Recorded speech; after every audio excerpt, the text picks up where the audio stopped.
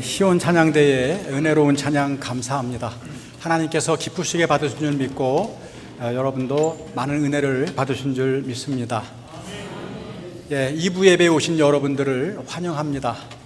우리 옆에 분들과 함께 이렇게 아주 반가운 표정으로 복음 안에서 행복을 누리세요, 그렇게 한번 인사하겠습니다.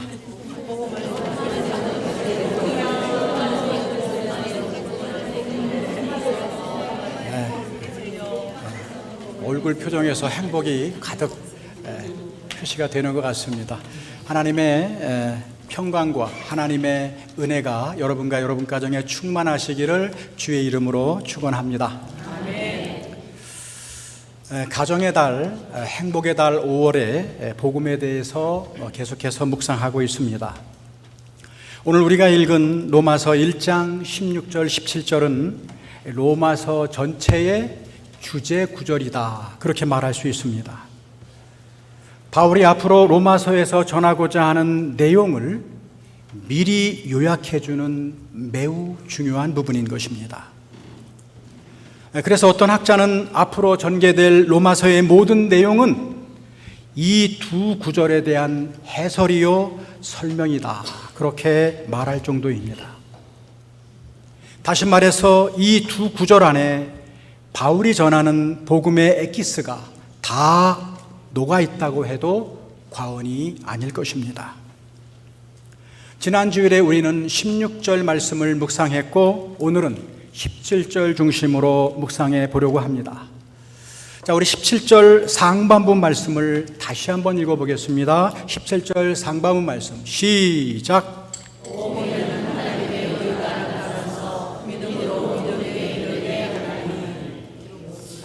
아멘.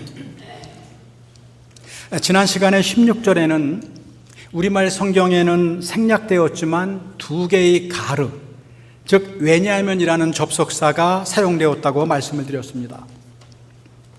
그러나 헬라어 원문에는 17절 상반부에도 동일하게 가르, 왜냐하면이라는 접속사가 붙어 있다는 것입니다.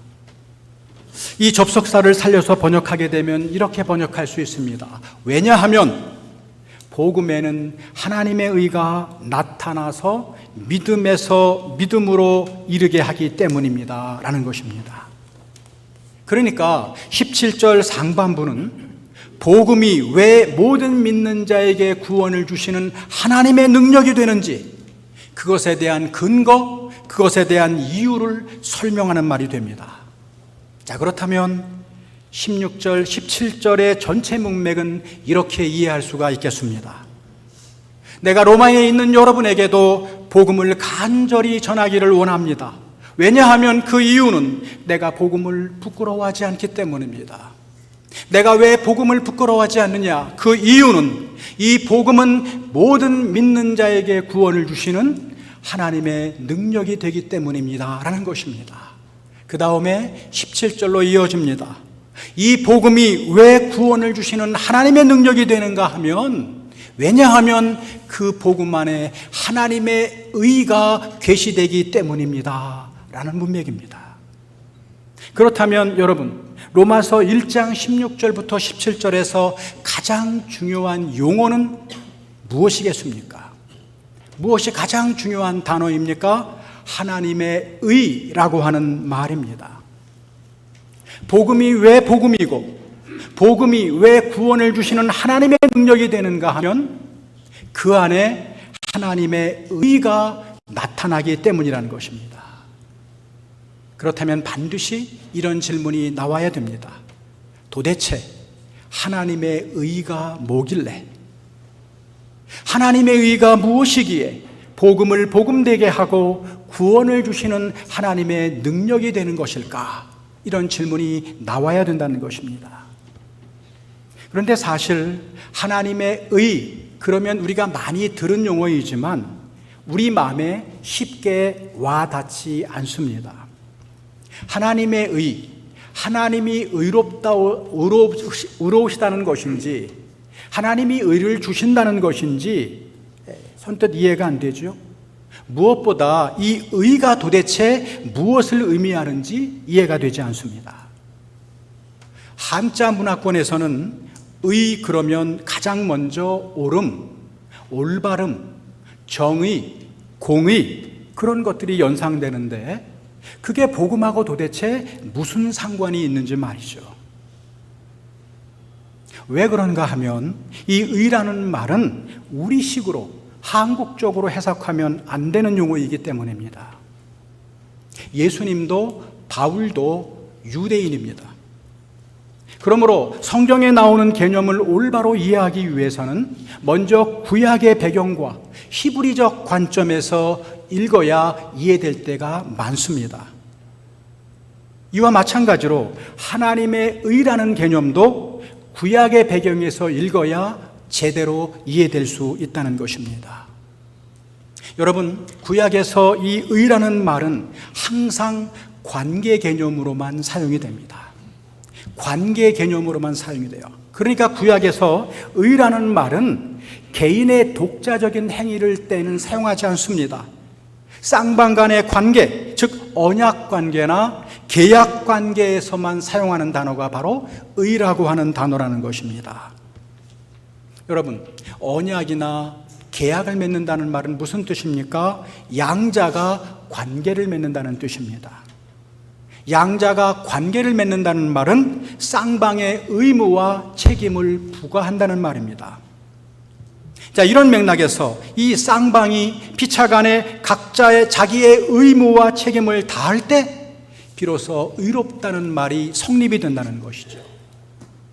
A가 B가 서로 관계를 맺었습니다. A가 B에게 그 언약에 충실할 때 A는 의롭다라고 말할 수 있다는 것입니다.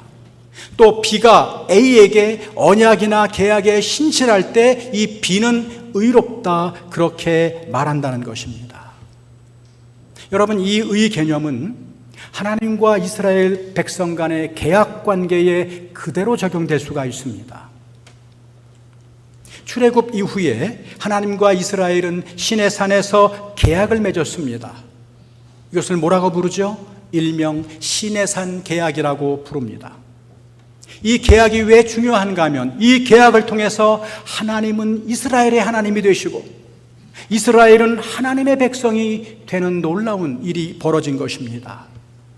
자, 이러한 관계를 맺었습니다. 계약 관계 속에서 상호 간에 그 계약에 신실하게 행동하면 그것이 바로 의가 된다는 것입니다. 다시 말해서 하나님의 편에서는 이스라엘의 하나님이 되시기 위해 이스라엘을 위기 때마다 구출해 주시고 그들의 삶을 돌봐주시고 이스라엘의 대적자를 물리치심으로써 자신의 의를 표현하셨습니다. 다시 말해서 하나님께서 계약 백성인 이스라엘에게 충실히 하나님 노릇해 주시는 것, 이런 말이 맞을지 모르겠지만 하나님 노릇해 주시면 그것이 바로 하나님의 의라는 것입니다. 이럴 때 이 의는 거의 구원과 동일한 의미입니다. 그렇기 때문에 구약에서는 이러한 하나님의 구원 행위가 바로 하나님의 의와 동의어로 사용될 때가 참 많습니다. 다시 말하면 하나님의 의가 무엇이냐? 하나님의 의란 언약에 신실하신 하나님의 구원 행위, 언약에 신실하신 하나님의 구원 행위가 하나님의 의라는 것입니다. 한 번 세운 언약을 끝까지 지키시는 하나님의 구원 행위가 바로 하나님의 의라는 것입니다.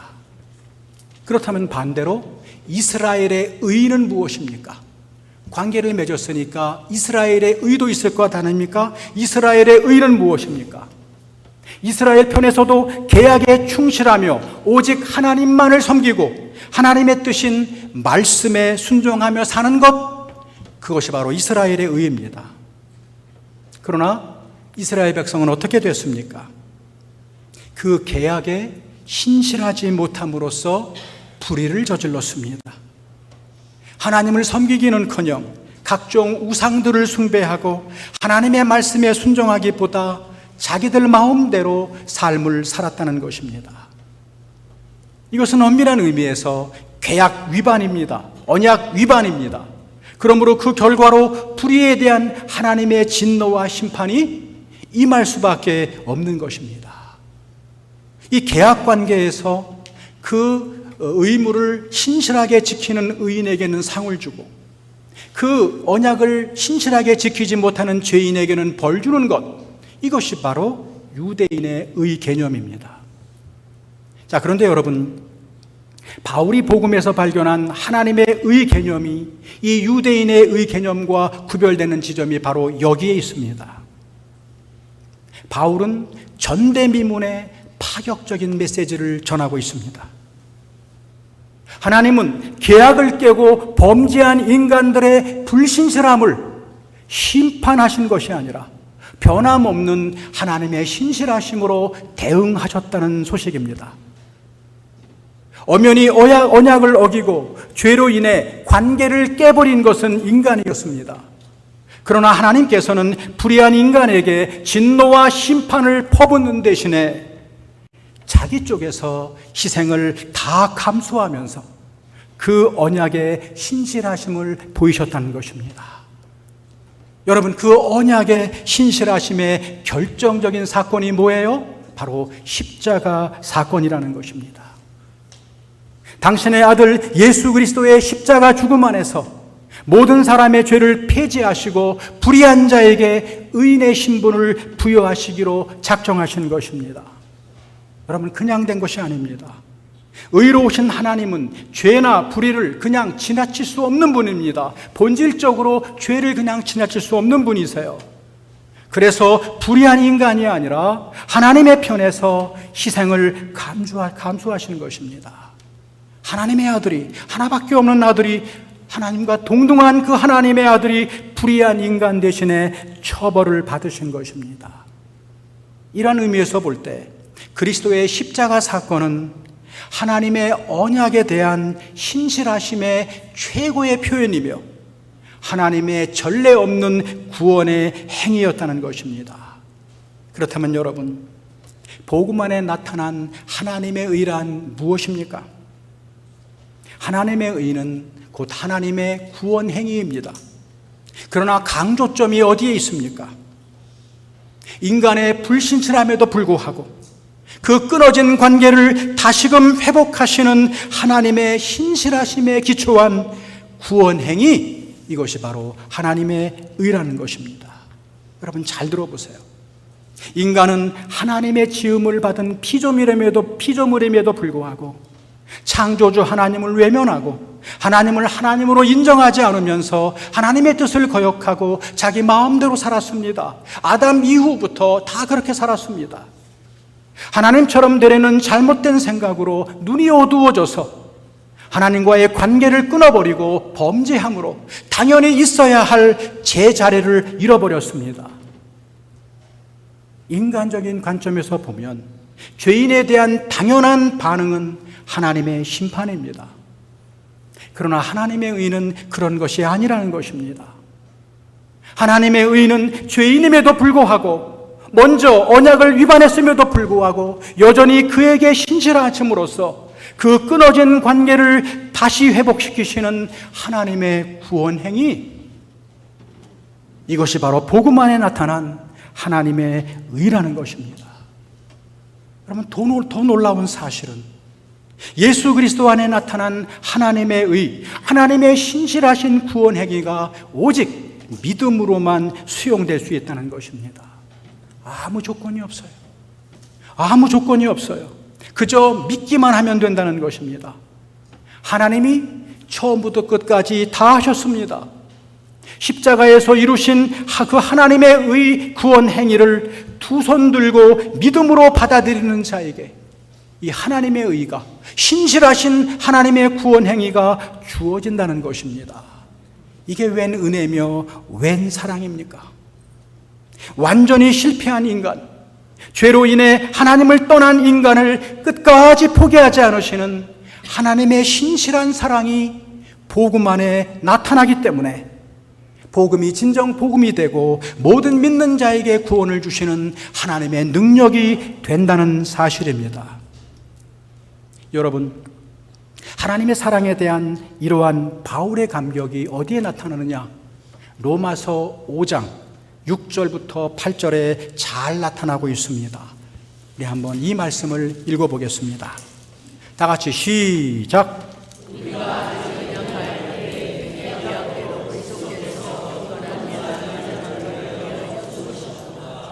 의인을 위하여 죽는 자가 쉽지 않고 선인을 위하여 용감히 죽는 자가 혹 있거니와 우리가 아직 죄인 되었을 때에 그리스도께서 우리를 위하여 죽으심으로 하나님께서 우리에 대한 자기의 사랑을 확증하셨느니라. 아멘. 여러분, 이 바울의 고백을 그저 교리로 문자로만 읽으면 안 됩니다. 이 고백은 바울의 경험에서 나온 감격이요 그의 눈물의 간정입니다. 다메섹 체험 이전에 자신의 삶이 어땠는지 바울 자신이 가장 잘 알지 않겠습니까?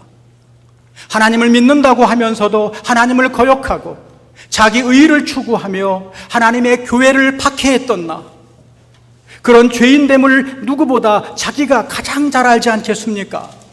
그런데 바울이 깜짝 놀라는 거예요. 어라? 그걸 하나님도 아시네? 아니, 나보다 나를 더 잘 아시네? 내가 얼마나 나쁜 놈인지, 얼마나 더럽고 추악한 죄인인지 이미 다 아시는 하나님, 그걸 다 아시면서도 그런 추악한 나를 사랑하셔서 하나밖에 없는 아들을 주셨다는 것이지요. 의인이 아니라 죄인을 찾아오신 하나님의 사랑. 여러분은 이런 대책 없는 무조건적인 사랑에 대해 들어본 적이 있으십니까? 바로 이것이 십자가에서 우리에게 보이신 하나님의 사랑이라는 것이지요. 원수에게 진노의 심판을 퍼부어야 마땅한 그때에 오히려 원수를 위해 대신해서 죽었다는 사실, 바로 여기에 하나님 사랑의 경이로움이 있고 하나님 사랑의 위대함이 있는 것입니다. 한마디로 하나님의 사랑은 조건 없는 사랑입니다. 조건 없는 사랑이기 때문에 변치 않습니다. 변함이 없는 사랑이기 때문에 이 사랑은 결단코 실패할 수 없다는 것입니다. 복음에는 처음부터 끝까지 이렇게 하나님의 사랑에 근거한 하나님의 의, 즉 신실하신 하나님의 구원 행위가 들어있다는 거예요. 그렇기 때문에 복음은 결코 실패할 수가 없다는 것입니다. 그렇기 때문에 나는 안 돼, 나는 안 돼, 그렇게 스스로에게 낙심하며 좌절하는 것, 어떤 면에서는 교만입니다. 왜 그래요? 하나님이 다 하셨는데 안 되긴 뭐가 안 됩니까? 한없이 연약하고 부족한 나에게 그 원인이 있는 것이 아니라 나를 사랑하시되 끝까지 사랑하시는 하나님이 주도적으로 하셨기 때문에 복음은 구원하시는 하나님의 능력인 것을 믿으시기 바랍니다. 오히려 실패한 인간, 죄로 인해 하나님을 떠난 인간을 여전히 신실하게 받아주시는 하나님의 러브스토리, 하나님의 러브스토리가 복음 안에 가득 담겨져 있는 것입니다. 여러분은 여러분 잘 아시는 탕자의 이야기 아시죠? 탕자의 이야기도 바로 이러한 러브스토리 아닙니까? 어느 날 둘째 아들이 아버지에게 자기 몫을 달라고 요청합니다. 아직 아버지가 살아계시는데도 자기 몫을 달라고 조르는 거죠. 사실 자기 몫이 어디 있어요? 다 아버지 거지. 그러나 여하튼 아들은 자기 몫을 챙겨 아버지를 떠나갑니다. 여러분, 이것이 하나님을 떠난 우리 인류의 모습은 아닙니까? 이제야말로 진짜 자유다, 내 마음대로 실컷 즐겁게 살아보자, 어쩌면 그렇게 생각했는지도 모르겠어요. 그러나 그때부터 그 아들은 나락으로 떨어지기 시작합니다. 모든 재산 탕진하고 거의 죽을 지경까지 가죠. 비로소 이때 탕자는 자기 자신에 대해 바라보고 각성하기 시작합니다. 그 내용이 누가복음 15장 17절 18절에 나와져 있습니다. 자, 한번 제가 읽어드리겠습니다. 이에 스스로 돌이켜 이르되 내 아버지에게는 양식이 풍족한 품꾼이 얼마나 많은가. 나는 여기서 줄여 죽는구나. 내가 일어나 아버지께 가서 이르기를 아버지, 내가 하늘과 아버지께 죄를 지었사오니 지금부터는 아버지의 아들이라 일컬음을 감당하지 못하겠나이다. 나를 품꾼의 하나로 보소서 하리라 하고. 여러분, 얼마나 처절합니까? 아들이지만 아들이라 못하고 그저 품꾼으로라도 삼아주세요 라고 애원하는 것이죠. 놀라운 일이 그런데 벌어집니다. 누가복음 15장 20절 말씀을 읽어보겠습니다. 다 같이 읽어볼까요? 자, 시작.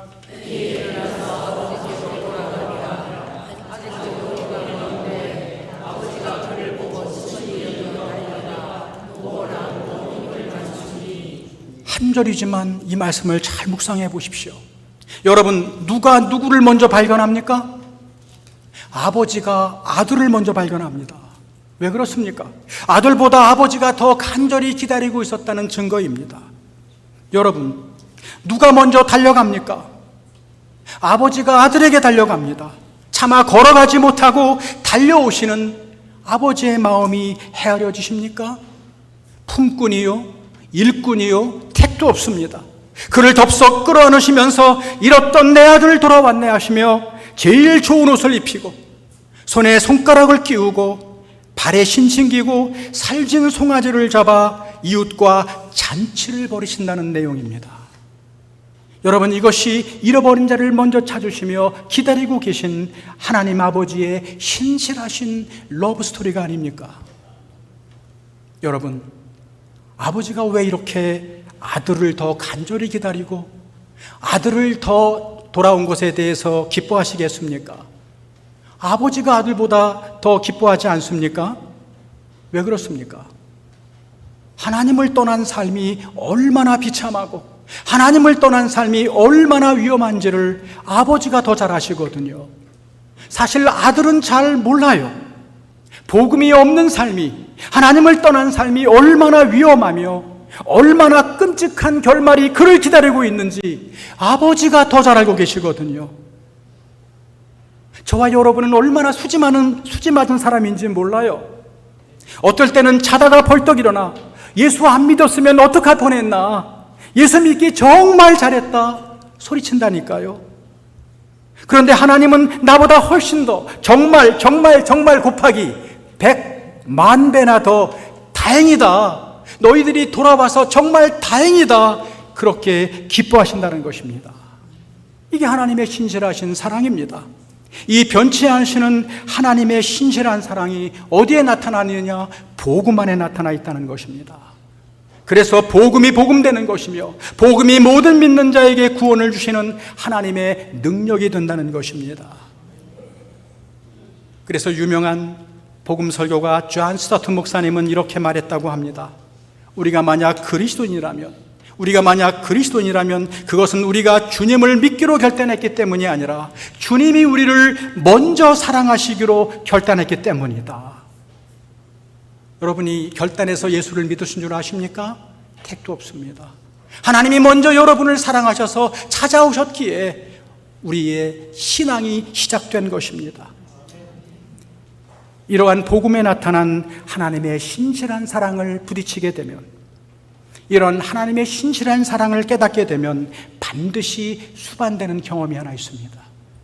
여러분이 그 신실하신 하나님의 사랑을 복음 안에서 깨닫게 되면 반드시 체험하는 경험이 수반이 되는데 바로 복음의 감격이라는 것입니다. 복음의 능력을 체험하게 되면 복음의 감격이 살아나게 돼 있다는 것입니다. 여러분, 사도행전 3장에 보면 아주 유명한 얘기가 나옵니다. 성전 미문 앞에 날마다 출근하는 한 사람이 있습니다.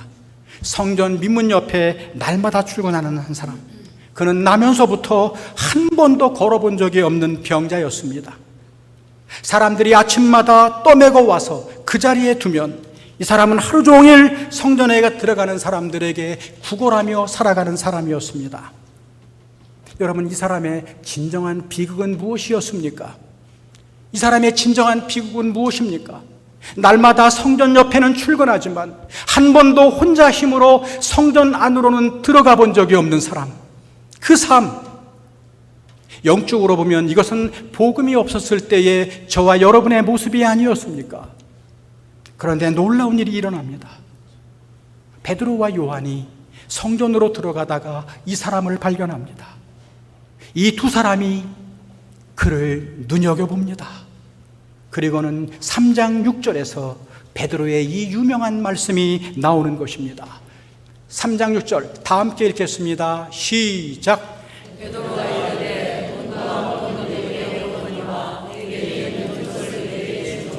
나사렛 예수 그리스도의 이름으로 일어나 걸으라.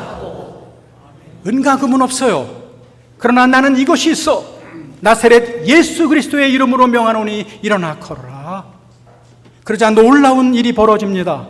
그 사람의 발과 발목에 힘을 얻어 걷기도 하고 뛰기도 합니다. 나면서부터 한 번도 걸어본 적이 없는 이 사람이 드디어 걷게 된 것입니다. 이것이 복음의 능력입니다. 여러분, 이 사람의 감격이 어떠했는지 여러분 상상해 보십시오. 성전 미문, 성전 문턱에는 날마다 출근했지만 혼자 힘으로는 성전 안으로 들어가 본 적이 없는 이 사람이 나음을 입은 다음에 제일 먼저 어디로 뛰어들어갑니까? 어디로 뛰어들어갑니까? 8절을 보십시오. 8절 다 같이 시작.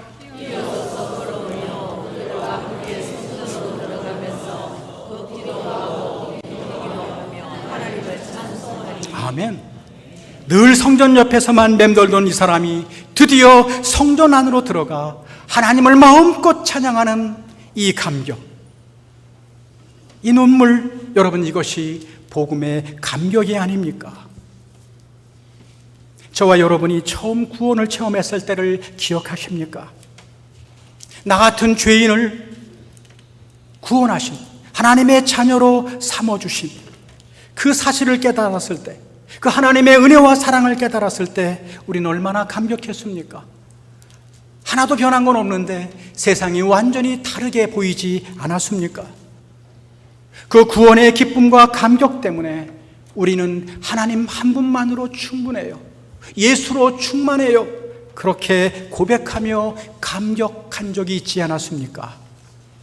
그래서 우리도 하박국 선지자처럼 비록 무화과 나무가 무성하지 못해도 포도나무에 열매가 있든지 없든지 감람나무에 소출이 있든지 없든지 외양간에 소가 있든지 없을지라도 나는 여호와로 말미암아 즐거워하며 나는 나의 구원의 하나님으로 말미암아 기뻐하리로다. 이것이 저와 여러분의 노래가 아니었습니까? 그런데 지금은 어떻습니까? 지금도 그러한 복음에 대한 감격이 있으십니까? 예수를 믿는 시간이 길어짐에 따라 이 복음의 열정이 식어지고 복음에다 자꾸 다른 것을 첨가시키지요. 복음에다 자꾸 돈이든 권력이든 성공이든 그러다 보니까 복음의 능력이 자꾸만 약화됩니다. 그래서 우리의 심정이 메말라 있다면 아무도 핑계할 수 없습니다. 우린 다시 복음으로 되돌아가야만 합니다. 복음의 감격이 살아있을 때 나를 향한 하나님의 사랑이 깊이 체험될 수 있습니다. 복음의 감격이 살아있을 때 우리 안에 하나님의 은혜가 펄펄 살아 움직이게 되어 있습니다. 힘든 것을 몰라요. 우리가 아직 죄인 되었을 때에 이만큼 우리를 사랑하신 분이라면 하나님의 자녀가 된 지금에는 얼마나 우리를 더 사랑하시겠는가 확신과 담대함이 생기게 되는 것입니다. 그래서 바울은 로마서 8장 35절 38절에서 담대하게 이렇게 선언합니다. 여러분, 로마서 8장 31절부터 39절 어떤 설교가는 이렇게 말합니다. 우리에게 아무리 낭만과 낙심과 좌절이 온다 할지라도 벌떡 일어나서 로마서 8장 31절부터 39절을 소리내서 50번만 읽어본다면 모든 좌절과 낙심과 모든 염려와 걱정은 날아가 버린다는 것입니다. 여러분, 50번 안 읽어도 돼요. 30번만 소리내서 이 부분을 읽어본다면 그 하나님의 사랑이 여러분에게 다가와 모든 염려와 걱정을 몰아내는 경험을 하게 될 것입니다. 그런 마음으로 우리가 한번 다는 아니지만 8장 35절에서 38절을 한번 그냥 읽는 것이 아니라 선언합시다. 선포하십시다. 자, 그런 마음으로 한번 읽어보겠습니다. 자, 시작. 누가 우리를 그리스도의 사랑에서 끊으리요? 환난이나 곤고나 박해나 기근이나 적신이나 위험이나 칼이랴. 기록된 바 우리가 종일 주를 위하여 죽임을 당하게 되며 도살당할 양같이 여김을 받았나이다 함과 같으니라. 그러나 이 모든 일에 우리를 사랑하시는 이로 말미암아 우리가 넉넉히 이기느니라. 내가 확신하노니 사망이나 생명이나 천사들이나 권세자들이나 현재 일이나 장래 일이나 능력이나 높음이나 기품이나 다른 어떤 피조물이라도 우리를 우리 주 그리스도 예수 안에 있는 하나님의 사랑에서 끊을 수 없느니라. 아멘. 여러분, 그 어느 것도 우리를 하나님의 사랑에서 끊어놓을 수 있는 것이 없다는 것입니다. 그 비교거리가 뭔지 보세요. 어마어마한 것 아닙니까? 사망, 생명, 천사, 권세자, 능력, 높음, 기품, 이 어마어마한 어떤 것이라 할지라도 우리를 하나님의 사랑에서 끊을 수 없다고 선언하십니다. 결국 저와 여러분이 실패할 수 없는 이유, 저와 여러분이 승리할 수밖에 없는 이유, 이 끊어질 수 없는 하나님의 신실한 사랑이 오늘도 우리를 지탱하시기 때문입니다. 이 하나님의 신실한 사랑이 내일도 우리를 변함없이 지탱해 주실 것임을 믿기 때문입니다. 사랑하는 성도 여러분, 행복하십니까? 주님 안에서 행복하십니까? 행복은 앞에 있는 것이 아니라 위에서 오는 것입니다.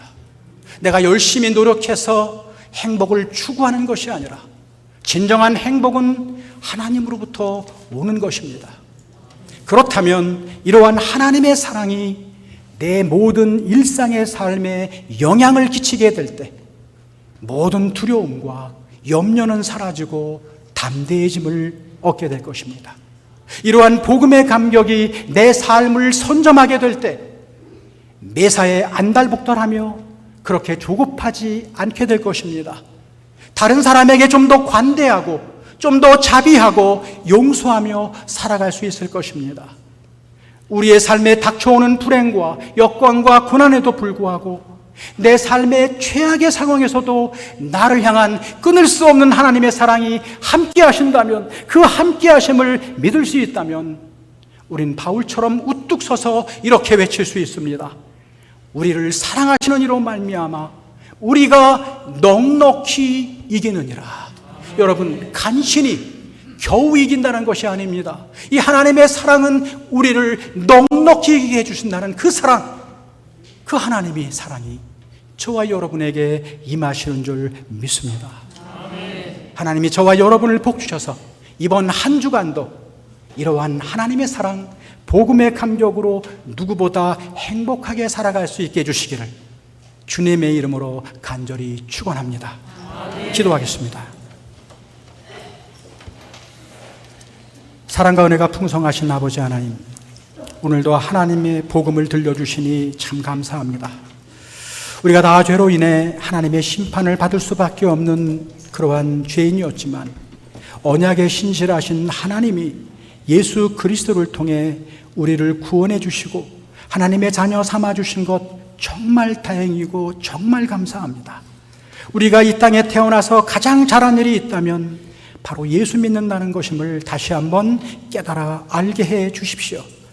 그러나 시간이 지남에 따라 우리가 십자가의 은혜를 잃어버리고 하나님의 사랑을 잊었다면 다시 복음으로 돌아가 겸허히 복음 앞에 서기를 원합니다. 그래서 복음이 우리의 믿음에 영향을 끼치고 복음의 감격이 우리의 모든 일상의 삶에 영향을 끼칠 수 있도록 인도해 주십시오.